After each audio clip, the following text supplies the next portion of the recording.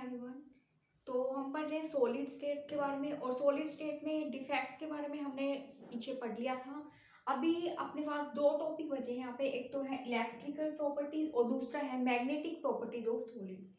उसके बाद ये चैप्टर हो जाएगा कंप्लीट, और अलग से एक वीडियो के अंदर हम करने वाले हैं न्यूमेरिकल्स, एनसीईआरटी न्यूमेरिकल है, उनको हम सोल्व करेंगे। ठीक है, तो अब देखो हम यहाँ पे देख रहे हैं इलेक्ट्रिकल प्रॉपर्टीज ऑफ सॉलिड। तो सॉलिड देखो इलेक्ट्रिकल प्रॉपर्टीज के अकॉर्डिंग हो सकते हैं conductors, semiconductors and insulators. Three types यहाँ पे हो सकती हैं। ठीक है, लेकिन वो हम पढ़ने वाले हैं यहाँ पे बैंड थ्योरी के अकॉर्डिंग।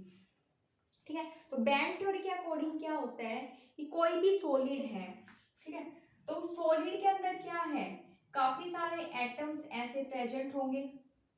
ठीक है, अब उन एटम्स की, जैसे हम कोई किसी भी एटम की बात करें, जैसे कि मान लो हमने सिलिकॉन ही ले लिया यहाँ पे, तो देखो जैसे सिलिकॉन को लिया जाए तो अपने को पता है कि इसका एटॉमिक नंबर क्या होता है 14, और इसका कॉन्फ़िगरेशन क्या होता है 1s2 2s2 2p6 3s2 3p2 2 4 6 12 14 14 electron इसके अंदर फील्ड है। ठीक है, अब देखो 3s 3p, इसके बाद में 3d भी होगा, 4s भी होगा, ऐसे चलता जा रहा है। ठीक है, तो अब यहाँ पे देखो वैलेंस शेल अपनी कौन सी है, ये वाली। ठीक है, तो बैंड थ्योरी के अंदर क्या बोला गया है कि जो एटम होते हैं सॉलिड के अंदर बिल्कुल पास पास होते हैं, तो इस वजह से उनके जो एटॉमिक ऑर्बिटल्स है वो आपस में ओवरलैप कर जाते हैं, हाइब्रिड हो जाते हैं, और हाइब्रिड होके वो क्या बनाते हैं, मॉलिक्यूलर ऑर्बिटल बनाते हैं काफी सारे, और उन मॉलिक्यूलर ऑर्बिटल के ग्रुप को ही हम क्या बोलते हैं, बैंड्स बोलते हैं। ठीक है, अब देखो जो ओवरलैपिंग है दो तरह से हो सकती है। हो सकता है कि जो फील्ड ऑर्बिटल्स है वो ओवरलैप करें, या फिर हो सकता है कि जो एम्प्टी ऑर्बिटल्स हैं वो ओवरलैप करें। तो इस तरह से हमें दो तरह के ग्रुप ऑफ मॉलिक्यूलर ऑर्बिटल्स यानी कि दो तरह के बैंड हमें यहाँ पे मिलने वाले हैं। ठीक है, पहला देखो हो सकता है, ये मान लो क्या है, लो एनर्जी के फील्ड एटॉमिक ऑर्बिटल्स। ठीक है, अगर ये मान लो ओवरलैप कर रहे हैं, हाइब्रिड हो रहे हैं, ये क्या कर रहे हैं, ओवरलैप। ओवरलैप करके क्या बना रहे हैं, मॉलिक्यूलर ऑर्बिटल्स बना रहे हैं काफी सारे।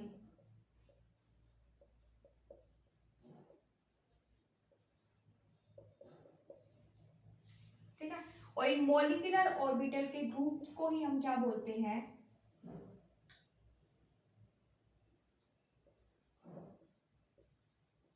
Group of molecular orbitals is known as bands. इनको हम क्या बोलते हैं, बैंड्स बोलते हैं। ठीक है, अब मॉलिक्यूलर ऑर्बिटल जो मिलेंगे उनकी एनर्जी क्या होगी, सेम एनर्जी, सेम एनर्जी। ठीक है, अब देखना जब लो एनर्जी के फील्ड एटॉमिक ऑर्बिटल्स आपस में ओवरलैप करके जो मॉलिक्यूलर ऑर्बिटल्स बनाते हैं, जो बैंड्स बनाते हैं, उन बैंड्स को हम क्या बोलेंगे यहाँ पे, वैलेंस बैंड।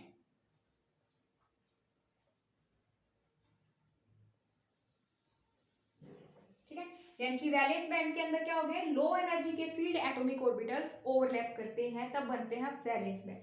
दूसरा हो सकता है कि मान लो एटम्स हैं यहाँ पे, वो हाई एनर्जी के हैं।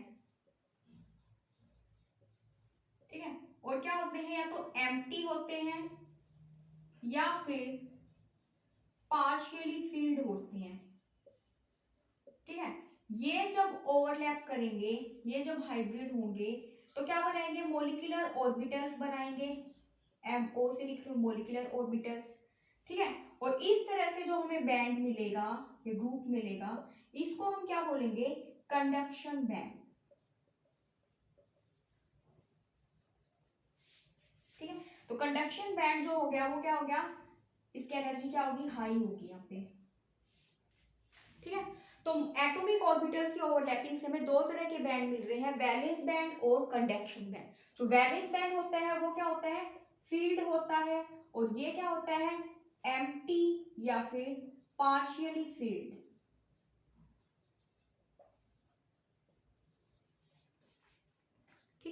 अब देखो इस थ्योरी के अकॉर्डिंग हम पढ़ने वाले हैं कि कंडक्टर्स क्या होते हैं, सेमीकंडक्टर्स क्या होते हैं और इंसुलेटर्स क्या होते हैं। तो सबसे पहले तो हमें मान लो आज ये पेपर में पूछ ले तो हमें लिखना है कि वैलेंस बैंड कंडक्शन बैंड, दो तरह के बैंड बनते हैं, वो क्या होते हैं, उनकी एनर्जी कैसी होती है, वो सब हमें यहाँ पे दिखाना है। ठीक है, फिर उसके बाद हम यहाँ पे देखते हैं, इनको डिफाइन करते हैं। देखो कंडक्टर्स,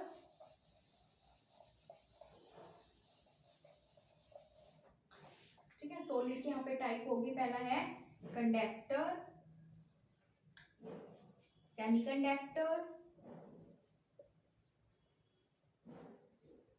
और अगला है इंसुलेटर।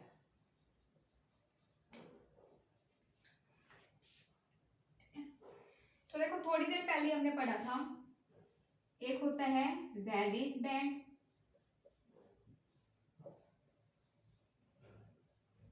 जो कि क्या होता है फील्ड, इसकी एनर्जी क्या होती है, लो एनर्जी, एनर्जी दिखा रहे हैं हम यहाँ पे। ठीक है, तो देखो कंडक्टर्स के केस में क्या होता है कि जो वैलेंस बैंड होता है और जो कंडक्शन बैंड होता है बिल्कुल पास पास होते हैं, उनके बीच की जो डिस्टेंस होती है वो क्या होती है, नेग्लिजिबल होती है। कंडक्शन बैंड या हम बोल सकते हैं कि ये क्या कर रहे होते हैं, एक दूसरे पे ओवरलैप कर रहे होते हैं। ठीक है, यानी कि यहाँ पे जो फॉरबिडन, इस एनर्जी गैप को हम क्या बोलते हैं, फॉरबिडन एनर्जी गैप। ठीक है, यहाँ पे फॉरबिडन एनर्जी गैप लगभग क्या है, 0 है। ठीक है, तो देखो यहाँ पे एनर्जी गैप कम होने की वजह से इलेक्ट्रॉन, ये फील्ड है, तो यहाँ से यहाँ इलेक्ट्रॉन आसानी से जंप कर पाएंगे और इन इलेक्ट्रॉन्स की फ्लो की वजह से ये वाला सॉलिड है, इसमें कंडक्शन क्या होगा, अच्छा होगा, और इन सॉलिड्स को हम क्या बोलते हैं, कंडक्टर्स। ठीक है, तो इनमें क्या हो गया, valence band and conduction band partially overlap with each other, due to which electrons can jump easily from valence band to the conduction band and they are good conductor। ठीक है, कुछ सब्सटेंसेस के अंदर क्या होता है, कुछ सॉलिड्स के अंदर, कि ये जो दोनों बैंड होते हैं आपस में ओवरलैप कर रहे होते हैं, यानी कि यहाँ पे फॉरबिडन एनर्जी गैप होता है वो लगभग 0 होता है, तो इस वजह से इलेक्ट्रॉन यहाँ से आसानी से जंप कर पाएंगे, फ्लो कर पाएंगे, और ये क्या बन जाता है, कंडक्टर ऑफ इलेक्ट्रिसिटी। ठीक है, ऐसे ही सेमीकंडक्टर के केस में भी क्या होता है, ये होता है valence band, low energy field, और ये होता है कंडक्शन बैंड, यहां से यहां है एनर्जी। ठीक है, तो ये होता है एनर्जी गैप। तो सेमीकंडक्टर के केस में जो एनर्जी गैप होता है, फोरबिडन एनर्जी गैप जिसको हम बोलते हैं, फोरबिडन एनर्जी गैप, ये लगभग होता है 5 इलेक्ट्रॉन वोल्ट के बराबर, सॉरी 3 इलेक्ट्रॉन वोल्ट के बराबर या इससे कम। ठीक है, तो यहाँ थोड़ी डिस्टेंस तो होती है लेकिन इलेक्ट्रॉन जो है वो यहाँ से यहाँ फ्लो कर सकते हैं। ठीक है, तो इस वजह से क्या बन जाता है, थोड़ा बहुत कंडक्शन इसके अंदर हो जाता है, और इस टाइप के सॉलिड्स को हम क्या बोलते हैं, सेमीकंडक्टर्स। ठीक है, तो यहाँ पे क्या होता है, small forbidden energy gap between valence band and conduction band, due to which few electrons may jump from valence band to conduction band। ठीक है, ऐसे इंसुलेटर में क्या होता है, जो एनर्जी गैप होता है वैलेंस बैंड और कंडक्शन बैंड में, ये बहुत ज्यादा होता है, 5 इलेक्ट्रॉन वोल्ट से भी ज्यादा होता है। जो एनर्जी गैप होता है वो 5 इलेक्ट्रॉन वोल्ट से ज्यादा होता है। ठीक है, तो इस वजह से क्या होता है कि इलेक्ट्रॉन यहाँ से यहाँ अप्रोच नहीं कर पाते, फ्लो नहीं कर पाते, और ऐसे सॉलिड्स क्या कहलाते हैं, इंसुलेटर्स। ठीक है, तो कुछ सॉलिड्स में क्या होता है कि वैलेंस बैंड और कंडक्शन बैंड में जो एनर्जी गैप होता है, फोर्बिडन एनर्जी गैप होता है, काफी ज्यादा होता है, तो जिस वजह से इलेक्ट्रॉन यहाँ वैलेंस बैंड से कंडक्शन बैंड में फ्लो नहीं कर पाएंगे, और फ्लो ना कर पाने की वजह से उनमें कंडक्शन नहीं होगा, और वो क्या बन जाते हैं, इंसुलेटर्स बन जाते हैं। ठीक है, तो बैंड थ्योरी के अकॉर्डिंग हमने सॉलिड्स की यहाँ पे टाइप्स पढ़ी है, कंडक्टर, सेमीकंडक्टर एंड इंसुलेटर्स। ठीक है, ये है इतना ही। अगला है इसके बाद में मैग्नेटिक प्रॉपर्टीज ऑफ सॉलिड्स।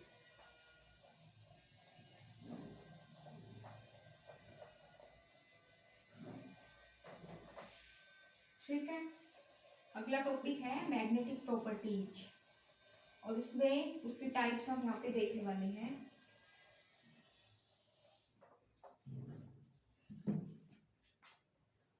आगे है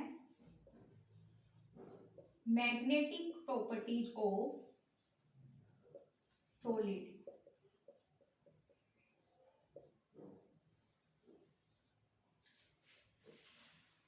ठीक है, उससे पहले देखो लास्ट वाले टॉपिक से लेकर हम पढ़ते हैं एक बार, effect of temperature on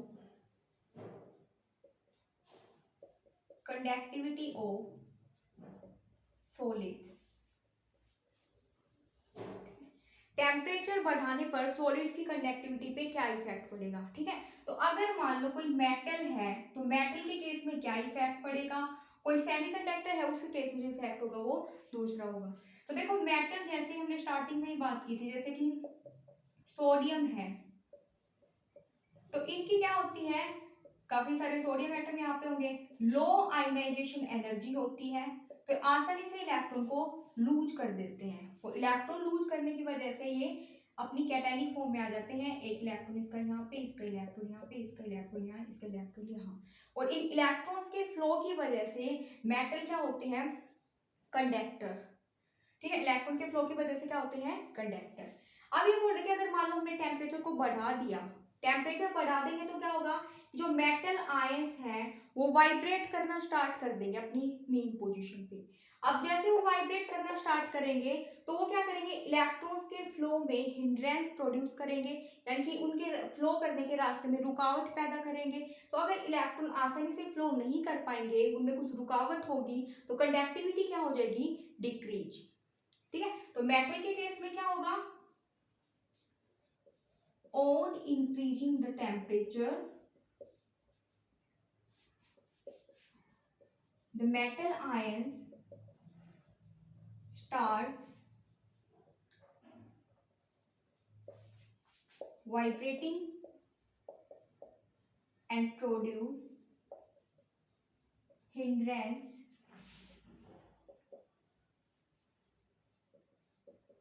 in the flow of electrons, due to which conductivity of metals decreases। तो टेम्परेचर बढ़ाएंगे तो मेटल की कंडक्टिविटी क्या हो जाएगी, डिक्रीज। ठीक है, लेकिन अगर हम यहाँ पे सेमीकंडक्टर्स की बात करें तो सेमीकंडक्टर्स में क्या होगा, ये वैलेंस बैंड हमने देखा था अभी, और ये है कंडक्शन बैंड, एनर्जी गैप यहाँ पे होता है। ठीक है, तो सेमीकंडक्टर के केस में क्या होगा, जैसे हम टेम्परेचर इंक्रीज करेंगे तो टेम्परेचर इंक्रीज होने की वजह से इलेक्ट्रॉन की एनर्जी इंक्रीज हो जाएगी, और ज्यादा इलेक्ट्रॉन यहाँ से यहाँ जंप कर पाएंगे, जिस वजह से कंडक्शन क्या हो जाएगा, इंक्रीज हो जाएगा। ठीक है, तो इसमें क्या हो गया, सेमीकंडक्टर के केस में on increasing the temperature more electrons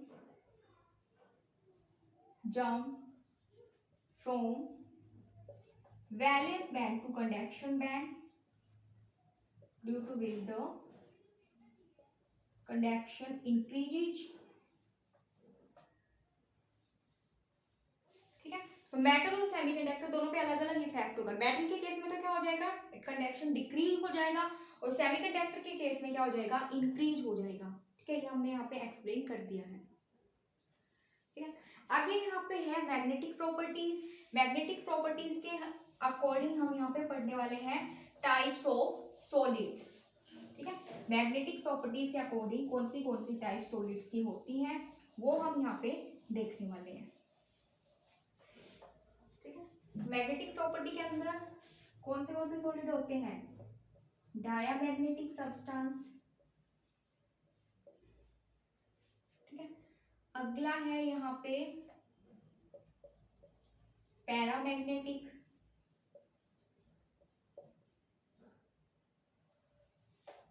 अगला है यहाँ पे फेरोमैग्नेटिक।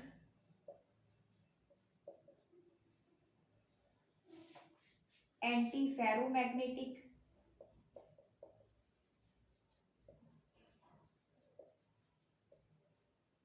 और अगला है यहाँ पे फेरीमैग्नेटिक सब्सटेंसेस।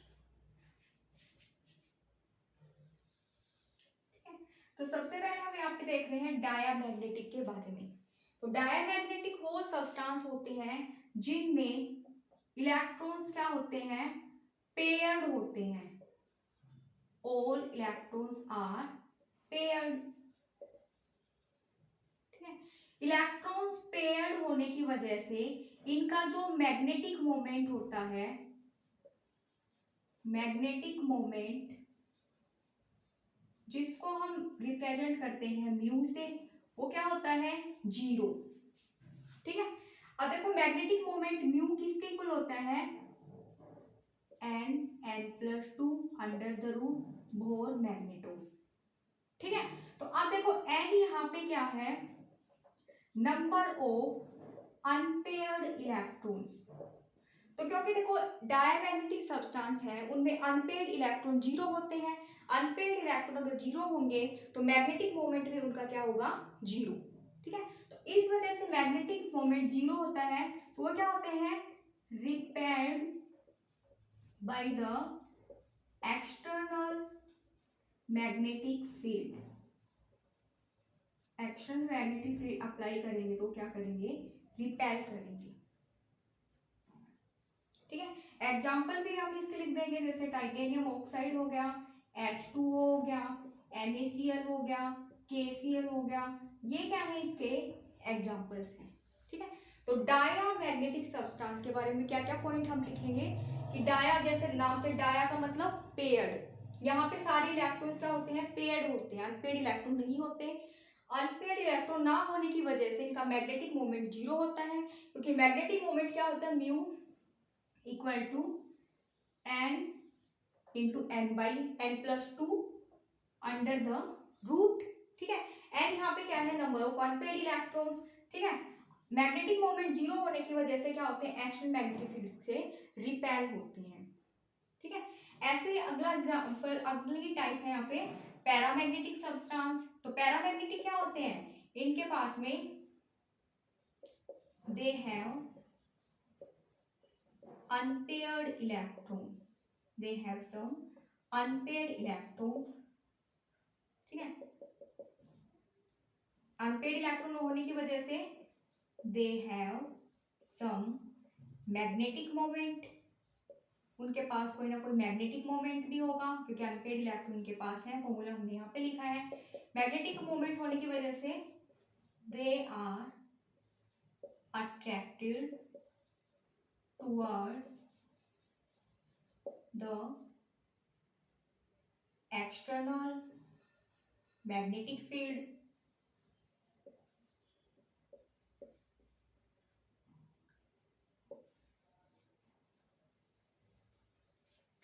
ठीक है, इसके एग्जांपल यहाँ पे क्या हो गए? जैसे कि Cu 2 पॉजिटिव अनपेयर्ड इलेक्ट्रॉन होते हैं इसके अंदर, Fe3 पॉजिटिव, Cr3 पॉजिटिव, ये क्या है? इसके एग्जांपल्स। इनमें अनपेयर्ड इलेक्ट्रॉन होने की वजह से क्या होते हैं? इनका कोई ना कोई मैग्नेटिक मोमेंट होता है और ये क्या होते हैं? मैग्नेटिक फील्ड की ओर अट्रैक्ट होते हैं। ठीक है, उसके बाद में फेरोमैग्नेटिक। तो फेरोमैग्नेटिक क्या होते हैं? ये परमानेंट मैग्नेट्स होते हैं। अगर हम यहाँ से इलेक्ट्रिक फील्ड को हटा लेंगे तो भी ये मैग्नेटाइज रहेंगे। तो एक तो क्या होता है? दे हैव परमानेंट मैग्नेटिज्म, ठीक है। परमानेंट होने की वजह से क्या होता है, they are strongly attracted by the external magnetic field,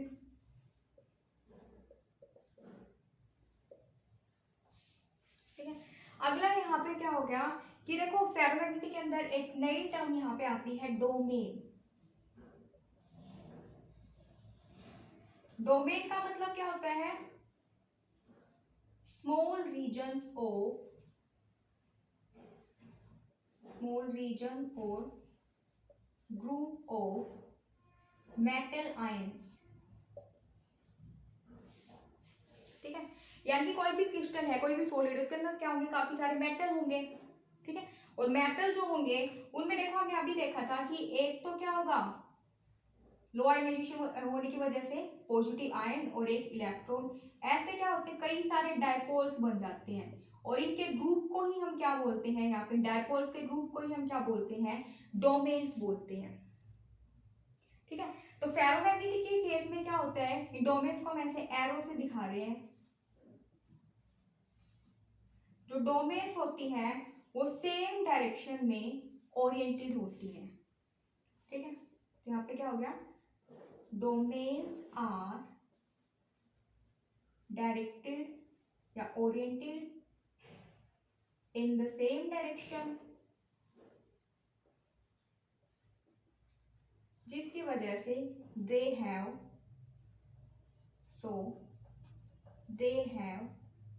very high magnetic moment, इनका मैग्नेटिक मोमेंट बहुत ज्यादा होता है, ठीक है। क्यों, क्योंकि डोमेन जो होती है वो सेम डायरेक्शन में ओरिएंटेड होती है, ठीक है। इसका एग्जांपल क्या हो गया, आयरन हो गया, निकेल हो गया, कोबाल्ट हो गया, गैडोलीनियम हो गया, CrO2 हो गया। ये हमें ध्यान में रखना है, CrO2 का यूज कहाँ पे किया जाता है, मैग्नेटिक टेप्स में, एक नंबर में पूछा जा सकता है। CrO2 का यूज कहाँ पे किया जाता है, मैग्नेटिक टेप्स के अंदर। अब यहाँ पे जो डोमेन्स होते हैं सेम डायरेक्शन में ओरिएंटेड रहती हैं, सबका डायपोल, सबका जो मैग्नेटिक मोमेंट है वो एंड हो जाता है और इस तरह से फेरोमैग्नेटिक सब्सटेंस होते हैं उनका मैग्नेटिक मोमेंट काफी ज्यादा होता है और उनके डायपोल मोमेंट क्या होता है, इनका जो मैग्नेटिक जो मोमेंट होता है या इनका जो मैग्नेटिज्म बिहेवियर होता है वो परमानेंट होता है, कि उसको कभी भी लूज नहीं करते, ठीक है। अगला एग्जाम्पल यहाँ पे है, अगली टाइप यहाँ पे है एंटी फेरोमैग्नेटिक।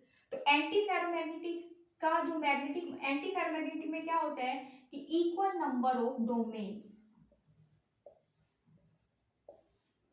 इसमें क्या होता है, equal number of domains are arranged in opposite direction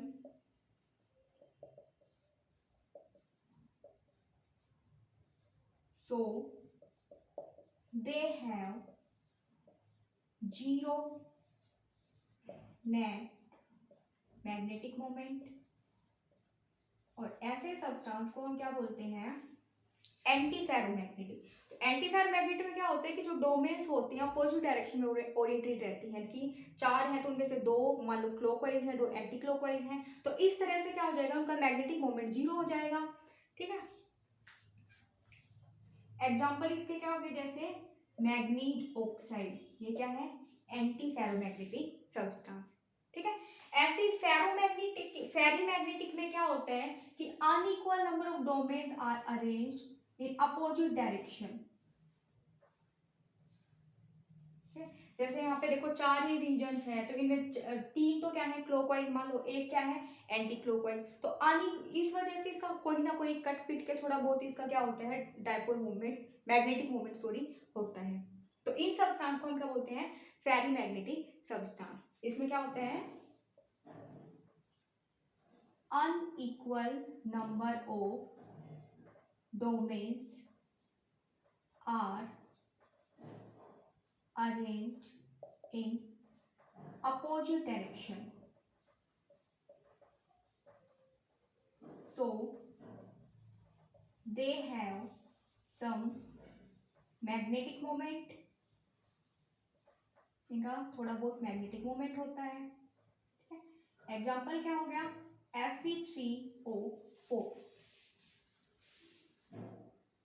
ठीक है, तो इसमें हम देख लें यहाँ पे diamagnetic, paramagnetic, ferromagnetic, anti ferromagnetic and ferrimagnetic, ये होती हैं मैग्नेटिक बिहेव प्रॉपर्टीज या कोई टाइप्स ऑफ सॉलिड। ये क्लियर है? ठीक है, उसके बाद एक छोटी सी टर्म और है यहाँ पे, हम देख लेते हैं क्यूरी टेम्परेचर।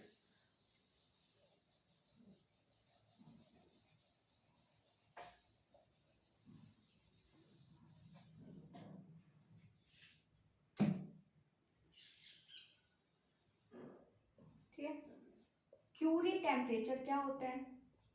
तो ये क्या होता है? It is the temperature at which some certain substances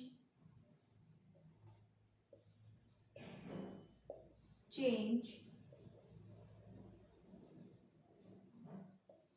their magnetic behavior.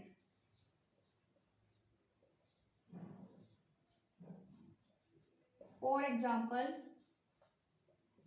at 840 Kelvin Fe3O4 अभी हमने पढ़ा था क्या होता है, फेरीमैग्नेटिक, converts into paramagnetic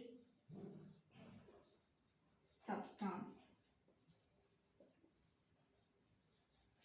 ठीक है, तो क्यूरी टेम्परेचर क्या होता है? वो टेम्परेचर जिसपे कुछ सब्सटेंस अपनी मैग्नेटिक प्रॉपर्टीज को चेंज कर लेते हैं। अगर कोई फेरीमैग्नेटिक है तो हो सकता है वो पैरामैग्नेटिक बन जाए, कोई पैरामैग्नेटिक है हो सकता है वो फेरोमैग्नेटिक बन जाए। तो इस तरह से उस टेम्परेचर को हम क्या बोलते हैं? क्यूरी टेम्परेचर बोलते हैं। ठीक है, अब जैसे कि इसका एग्जाम्पल है कि लगभग 840 केल्विन पे जो Fe3O4 होता है मैग्नेटाइट जिसको हम बोलते हैं, ये क्या होता है? फेरी मैग्नेटिक सब्सटेंस होता है। ठीक है, लेकिन 840 केल्विन पे टेम्परेचर पे ये किस में कन्वर्ट हो जाते हैं? पैरामैग्नेटिक सब्सटेंस में। तो इस टेम्परेचर को हम क्या बोलेंगे? Curie temperature. क्लियर है सबको? तो यहाँ तक अपना चैप्टर कंप्लीट हो गया है। अगली वीडियो में हम करेंगे एनसीईआरटी के न्यूमेरिकल्स। Thank you.